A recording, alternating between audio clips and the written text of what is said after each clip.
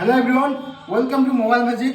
দুদিন আগে আইফোন 12 এর ভিডিও নিয়ে আসলাম। আজকে এসে আইফোন 13 এর ধামাকা অফার 1 2 3 4 5 6 7 পিস আছে আইফোন 13 আমাদের কাছে স্টক।